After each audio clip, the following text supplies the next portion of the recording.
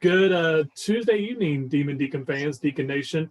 This is Les Johns with the More with Less podcast, being joined once again by Courtney Clawson and Sam Wexler as we discuss episode 5, I believe this was, of The Bachelor starring Matt James. And there's a lot to talk about. I think these ladies are excited about some events that took place. I think everybody collectively took a big sigh of relief as one of the contestants finally left. I guess we'll start at the beginning. I did not actually take a lot of notes this time. I watched my episode today. I'm not sure when you all watched. I mean, I know Courtney, you told me you watched today. It began with, I guess, some stuff with Matt and Anna, and we had a lot of Anna drama early. What were your thoughts there, Sam? She kind of got what was coming to her, right? Yeah, for sure. And it's funny because when they were showing the preview, there was a quote where Victoria was like, well, obviously I'm staying. And this was like a minute in. And I was like, mark my words, like she is leaving. Like that is foreshadowing. And alas. But yeah, I just feel bad that Matt has to counsel all of this. He just now is like the recess person that has to be like, stop fighting with each other, like on the playground. Like he just really has to like set everyone apart. But I definitely respected the way he handled everything. Like he handled it like an adult, and I thought that it was good the way that he like basically made it a safe space for the woman and like for himself. Like he doesn't need them fighting with each other too. So definitely kind of surprised, but all for the best.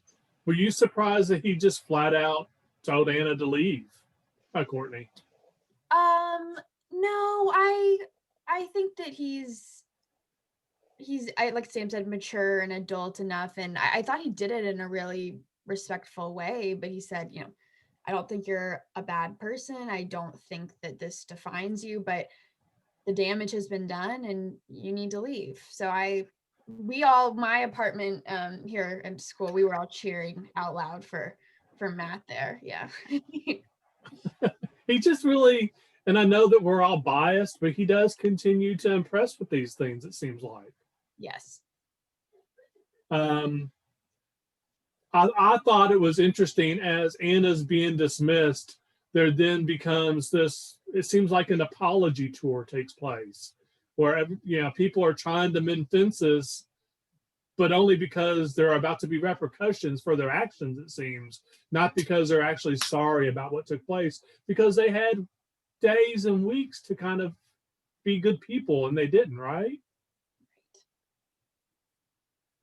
No? Yeah, I found that so annoying. I hate when people are like that after the fact. Like, just don't bother at that point. Like, they're just trying to make themselves look good on TV. So, whatever.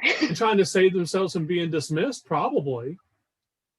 I mean, Anna's already being shown the door, and those, a couple of those other ladies probably figured they were next, and as we see through the episode, they kind of were. How did Katie ever tell Matt specifically that it was Anna, or did it come up? How did Matt find out exactly who had been spreading the most vicious rumors? I recall at the end of last week's episode that we were left on a cliffhanger and Katie had just spilled the beans, but I don't remember if she mentioned Anna's name specifically or not, but somehow he knew right at the beginning of the episode that do you know what? No, it was I think it was Brittany, right? Because he talked to Brittany first, and I think she mentioned that it was Anna who had been. And did you all pick up on the that he gave the first 2 roses to Brittany and Ryan, who were the bullies? No, right? They were the victims of the bullying. That's a better way to say it. So I thought that was once that happened, we had a good feeling that the queen was leaving finally. I did think that we talk about the queen leaving, and that honestly is my next note, is about the next rose ceremony. And I love the the various comments she's making as other girls get the rose. And the whole time I'm wondering, are we being led astray, and is she going to get that last rose? And thankfully she did not. The comment I had was, he made a huge mistake, was what Victoria said.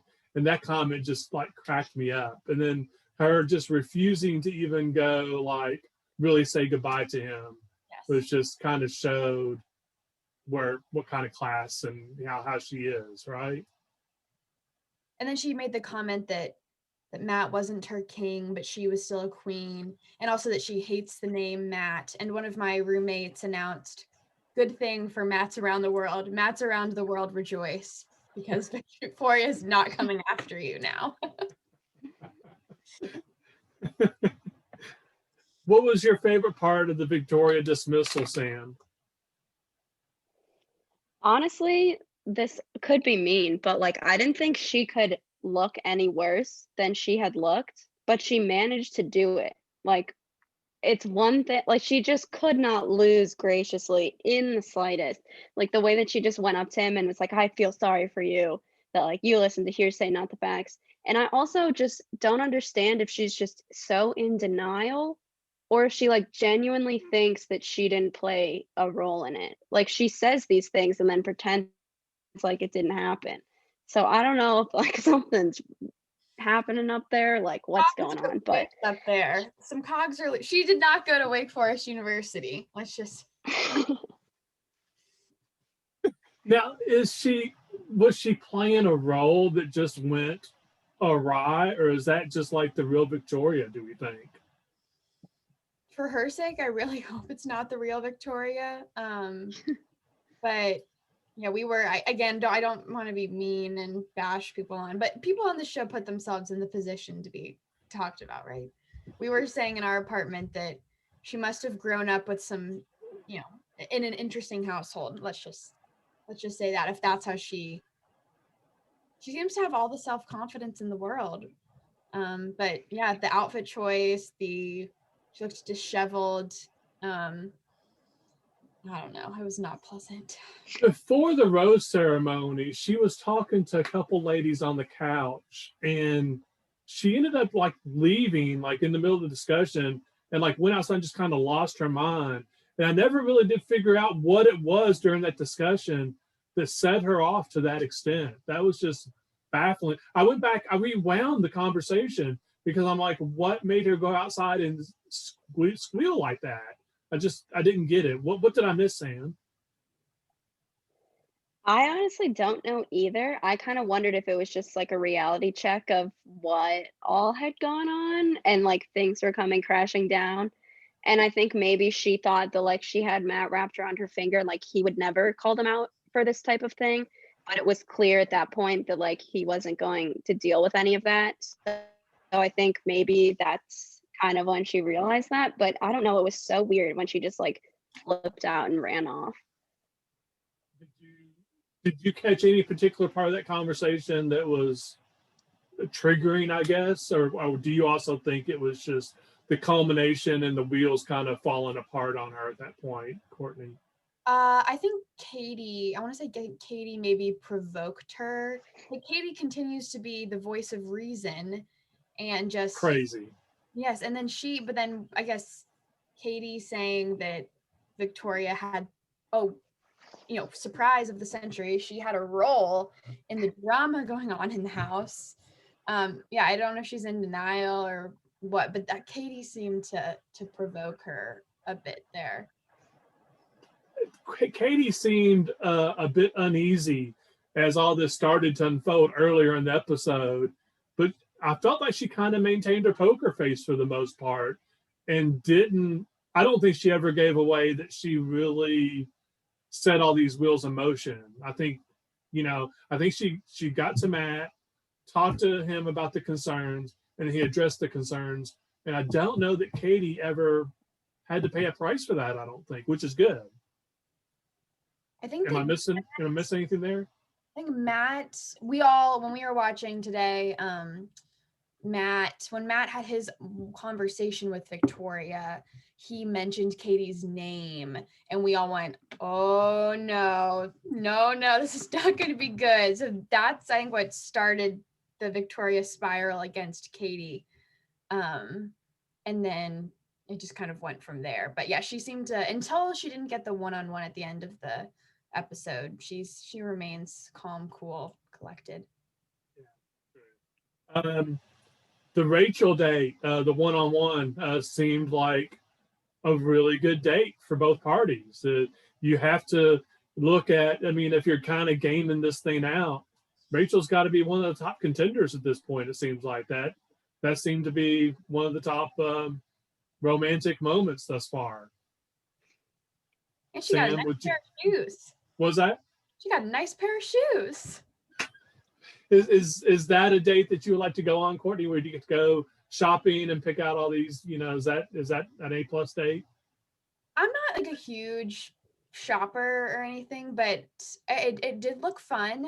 However, the clothing choices were horrendous. This guy this stylist is trying to come on here and make a name for himself, and I hope that you don't disagree. I thought the dresses were atrocious. Matt said he thought they looked great, but I thought, I mean, she's a beautiful girl, and she was put in a hard position with that yellow monstrosity with the black skirt. So I don't know. The shoes were nice, but Sam, I hope you're agreeing with me here. Yeah, I agree. I also feel like I just never wear nice clothes anymore. Like I was texting my friends, and I was like, so if you did that, but like at an athleisure store and like Nike sneakers instead of the heels, like that would be good. Like I don't need the heels or like the dresses, but the like concept was fun. But I don't know. I always feel like it's weird to go shopping like with your boyfriend or girlfriend or You look bachelor or bachelorette. So when you're in that environment, you can't help but say everything looks great, though. You have no other choice as a guy. I mean, you just, What did you think about the dresses? Other than the last one, the last red one and the blue one were pretty, but what did you think about the dresses? Who, me? Yes, yeah, you, Les. I would tend to agree with you too. The last red one was good, and you all both right about the shoes being nice, and it was a good moment with him putting the shoes on, and it was a good moment. So, with the yellow, what did you feel about if your daughter said she wanted to wear that yellow dress with the black skirt to prom? Are you saying no? I don't say no. No, she gets, no, I don't say no. Dad's 100% supportive with her like clothing and fashion choices, whether I love them or not. So, yeah, we've established that through the era of time. Where did they go after the clothes picking out? It seems like they had dinner together. I'm trying to remember, but I just know everything went really. And of course, she got a rose at the end, like all of the one-on-one dates, and obviously they kissed like a million times. I mean, it was a lot, right? Was it they go out to dinner? Is that what it was? She went back and brought all the clothing bags back, which made all the other girls like really jealous. And then they went out to dinner, right? Yeah, and he's like telling her that he like might love. He definitely said the word love somewhere in there. And he seems to just like love a bunch of them. There's like over a dozen of them left. And he's like, I could see a future with you. And I guess that's kind of the point, but this show is so weird that I was like, there's literally like 15 of them still dating him. And she's like professing her love for him. So it's just so strange. And when you add in him professing his love and vice versa, and then you got all the like jealousy amongst the girls who are living in the same house. Well, it's definitely fascinating to see the drama unfold from that.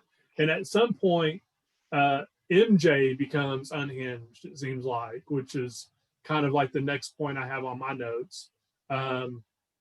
Where did she start to unravel? She actually started to unravel a little bit last episode. It just kind of carried over a little bit this time. What was going on there, Courtney? She seemed to kind of be a co-conspirator with Anna, but Anna was the main, and Anna was kind of the leader of the pack, and then she's gone. So MJ is the one left because they seem to be friends, Anna and MJ. And then when Jasenia called her out, that is when, you know, that's when it all fell apart for MJ.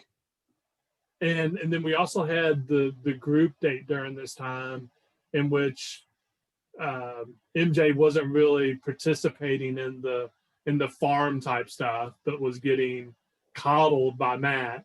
And then Matt, and who was Matt with in the behind the barn Piper. for like Piper? That's right. That's right. See, I just need you all to keep me on the straight and narrow here because I can't remember all these things.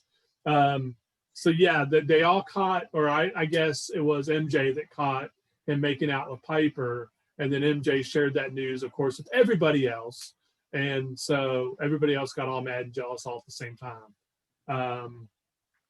Was there anything else eventful that happened in that group date? He and Abigail had the like super intense talk about like her potential children and like all sorts of stuff, which I thought was nice to see because I felt like they had a connection the first night. Like obviously she got the first impression rose, but then like it had been kind of stagnant, I feel like. And so it was nice to like see her back in the loop. Courtney, is there anything else that stuck out for you during that segment? Serena C was not pleased with the manual labor involved. She definitely wished that she were on Rachel's date shopping rather than getting dirty. So I thought that was kind of funny. I mean, I don't blame her, but she didn't make it a secret that she was not pleased to be there. Well, I mean, how many girls are left now? There's got to be more than a dozen, right? I think there are 14 or 15. That sounds right. Yeah. So the one-on-one dates are still pretty few and far between when you've got 14 contestants remaining. So,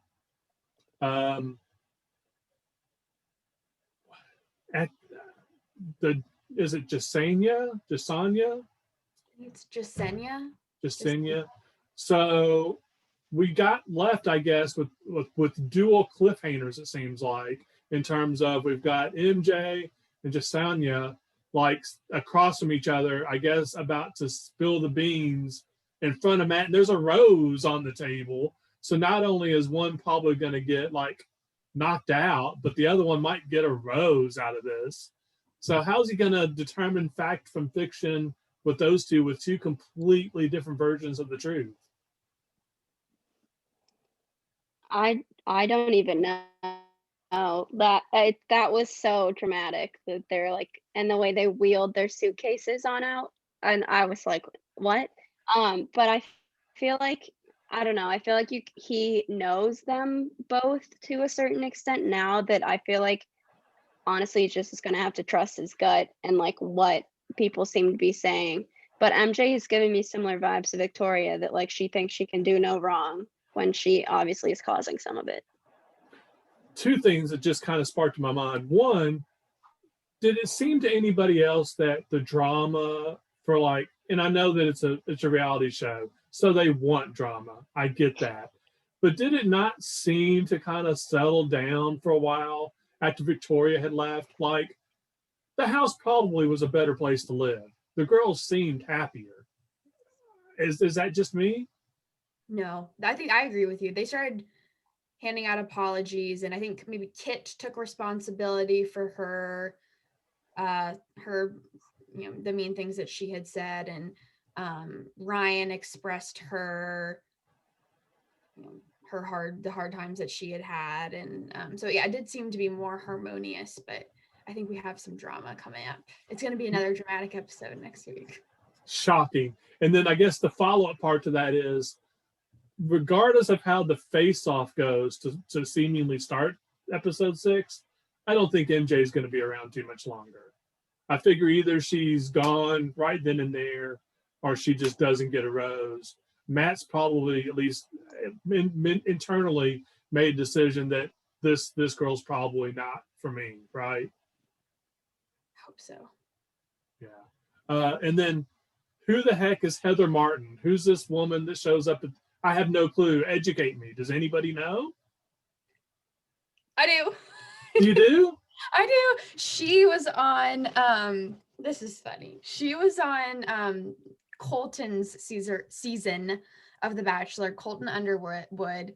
He was in 2019, I think. He was actually a former football player, NFL player, with the Chargers maybe, but she was a contestant on his season. And actually, you know how each girl has the bio, you know, Victoria is the queen. Most of them have their occupation. Well, Heather's was never been kissed. And so when she had come on The Bachelor, she hadn't had a first kiss, and then she kissed Colton, and then her bio changed to has been kissed. So why can she supposedly ruin this thing for Matt, as the host suggested at the end? I think that Chris Harrison thinks that Matt could fall for Heather. I think that he sees them. Oh, Sam. Oh. Go ahead, Sam. Okay, I got the tea from my friends. My friend said that she is friends with Hannah Brown, who was Tyler was on her season, and like she hung out with them in quarantine. So I guess Heather was with them sometime, and there's like rumors that like she and Matt had a little thing. Like we don't know if they like dated or what, but I guess that's the drama. But her coming in is completely planned, right? I mean, someone's just not gonna like pop. I mean, like if me or you wanted to just pop in and say hello to Matt, we're not getting there, right? No.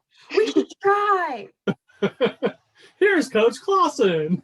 Yeah, maybe Coach could. There could be like a flag football game or something and like surprise cameo. But I thought it was so funny how Chris was like, Heather, oh my gosh, why are you here? I'm like, Chris, you obviously know. Like, what? Yeah, this has been designed. Quarantine and testing process to even be able to come. And we haven't even talked about Kit's one-on-one date. Yeah, that will okay. I did make a note, but I just passed it up. Thank you. See, this is why you have to keep me straight, Courtney. I appreciate this. Talk to me about Kit's date. I don't know if Sam has any. I definitely have some thoughts on it, but I don't know if Sam has any. I didn't love it. I don't know if it was like aggressive of me to be like annoyed by it, but I don't know, just the like thought of them like cooking, like I knew it was like special to her, but I don't know, I just got like weird like woman in the kitchen vibes. I don't know if other people got that, but I was kind of like but also the whole time I was just cringy because she's literally my age, so every time I was like, what if I was on The Bachelor with a guy 8 years older than me? Like that's so weird. So what I felt like he should like be her babysitter, not like her potential husband. I just felt like the whole thing was so awkward. And of course she got a rose, so. I mean, it's a one-on-one date. There hasn't been one yet where they haven't got a rose. So, and I doubt that I would be shocked at this point if we see one where there's not a rose awarded. Did you have the same thoughts, Courtney, or were your thoughts a little different? I had a feeling that we would have the same. I first of all, it seemed as though she just got the evening when most of the one-on-one dates have been the full day. Yeah. So I did feel a little bad for her there, but I'm also with Sam, and I know that some of them are 22, but it's just something about the 21 that I'm thinking it's the same gap that's between Sam and I and Matt, like that's the same as Kit. And I'm just looking back and I'm remembering Matt was a senior at Wake when we were 14. And I looked at the media guide from the season of 2014. Matt's in there and our family is in there. And I had, my full braces and it's not a good picture. And I'm thinking, man, there's no way at that time that any sort of like romantic, like just don't like it. I don't like it. Yeah. Anyway, I didn't have those thoughts, but I just didn't. But yeah, I'm glad you all shared that because I didn't even think about it in that way. I didn't realize that she was just 21. I guess that just I got you though. Makes sense. But in terms of how the date went, they cooked and then they ate, and she indicated that their life full time could be like this, of just sitting around and eating cookies on the couch. Is that the dream life? No. No. I found the whole thing to be super awkward. Like the whole thing I just thought was so awkward. I don't know why, but like just not, I wasn't having it. I think Rachel by far has had the best one-on-one date so far. And Yeah. behind, is Rachel the top contender right now because of that one-on-one date, or is that recency bias? I think Michelle had a really good one-on-one date. Michelle is my personal favorite. But we also need more screen time for Maggie. Why does she not get any screen time? I can't even picture Maggie. I have no idea. She's gorgeous. She was the one who was in the gourd and she didn't get anywhere. Okay. Oh yeah. And they pushed her up the. She got screen time then. Yeah, she did. But that was her quota. Sometimes in reality shows, it's the people who don't get featured a lot early that end up making the late run, though. So there's still a chance. Sam, who do you think is the favorite right now? I honestly go like back and forth all the time. I feel like he and Rachel like really hit it off, but that also could be recency bias. I still feel like he has like a sweet spot for Abigail. As we like saw that obviously in the beginning, and then that the fact that it was like kind of refreshed this week too, I felt like was kind of an indicator. So those are probably my two favorites right now. And as you probably like, she foreshadowed that earlier in the episode too, so you probably appreciated that. So yep. So what are we looking for next week? Chaos to start, and then what?